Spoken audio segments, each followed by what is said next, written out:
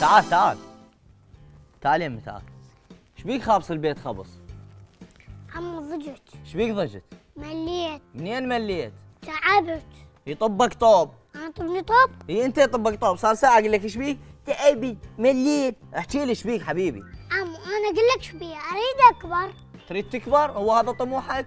هم الكبار ايش حصلوا يا حبيبي؟ ابقى زعطوط احسن لك. اذا ابقى طفل ما حصل شيء، هم اريد اكبر. لك حبيبي تريد تكبر، زين بالله افرض كبرت هسه شو تسوي اذا كبرت؟ اذا كبرت اخلص من السادس. خلصت من السادس سهلة هاي. واطب كلية. فتت للكلية وبعدين؟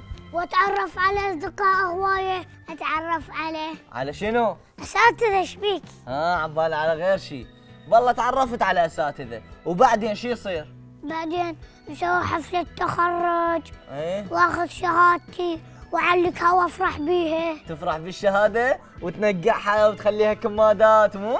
لا عمو، الشهادة يعني التعيين الزين، واتزوج ويصير عندي بيت ويصير عندي اطفال. اذا صاروا عندي اطفال اسميهم سبايدر مان وسوبر مان. متغير جنب الجبار. بالله صار عندك اطفال وبعدين شو تسوي؟ اذا تعينت اني ايه؟ اوفر مستقبل اطفالي. شلون بالله توفر مستقبل اطفالك؟ مو راح يقيلوني؟ ايه؟ يبقى عندهم راتب يعيشون بيه.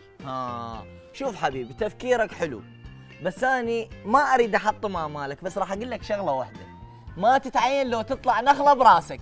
عند الراس لو سندانه. لك حبيبي مو سندانه، بس انا اعرف واحد عنده شهادتين دكتوراه. شهادتين؟ ايه. هنياله اقول لك والله هذا وين يشتغل؟ وين يشتغل؟ سالتني وسؤالك حلو. احنا هسه مو موصين على بيتزا دليفري؟